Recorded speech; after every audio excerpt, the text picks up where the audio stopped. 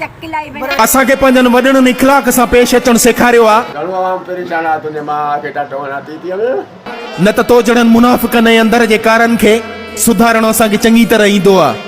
इहो गुये में तो हथ विझे गरीब जो ॿार आ असा जी सट न सही सघंदे इहे सीम ते मां पहुतो आ चुप करे वञी बचन जी रोज़ी कर बस वो गरीब माण्हू हकीर थी तो ॾिसे तो पोइ माण्हू हकारत था ॾिसनि चुप करे बचन जी रोज़ी कर छाता क्यों यो छा यो केड़ो तरीको ठीक करे माडीन जालन मानुन के बीह हिन के सुठड़ी नेरन कराया आज जानी जुने तो वियो लन ते चढ़ी मां पियो खिलंदुसि भलाड़ी गाड़ी पिया ॼण छा कजे उन्हनि खे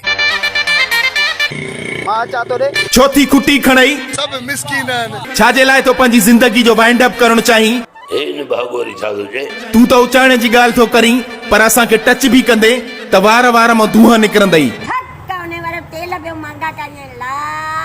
खना जी लट उने भड़वा बिना ॾिसण इहे तव्हांजा करतूत न तव्हांखे थुकूं पयूं लॻनि अॻियां परे दिला निभागा अब असां तव्हांखे तओ मलियो आहे चवे सुलेमान सूमरो सादी टाउन कराची वारो 2022 अची वियो त मुंहिंजी सूटी खे तालो लॻो पियो आहे इहो यादि रखजां पुट असां में हिकिड़ी ख़राबी बि अथई ऐसा भी क्या जीना है भाई जे यकीन नथो अचई त चखे ॾिस वॾो हरामी आहे जहाज़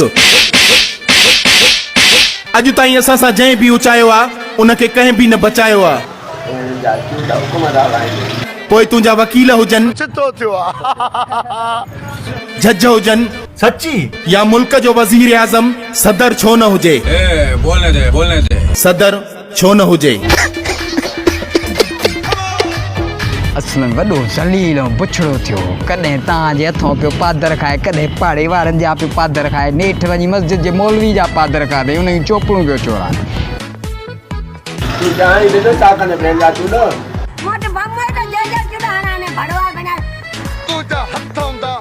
सीनो तुंहिंजो हूंदो बाक़ी ॿिया त सभु वञनि था पिया जपजण हला थी असांजो खाई न मञण वारा मरो न पंहिंजी औकात ॾेखारण वारा कोई लेखींदो न हुई असां तोखे एतिरी इज़त ऐं प्यार ॾिनोसीं तोखे मारींदा जी लूसी तू छा मारींदे हेफू जई असांखे ई ॾंगण वारा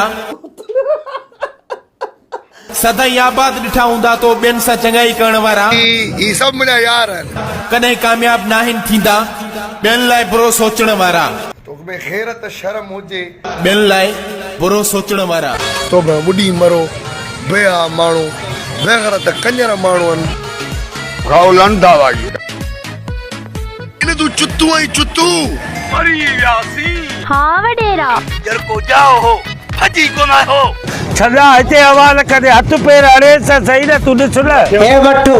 एतिरी शेट थी कयां केॾी भली ॻाल्हि आहे जी हो ग़लति आहे थोरो सोचो सम्झो टिकटॉक वारी टीम खे बि भारत आहे असां तव्हांजो कारो मुंहुं कयो आहे फिर भी हरामी के बच्चे नहीं सुनना है कंजर के गीत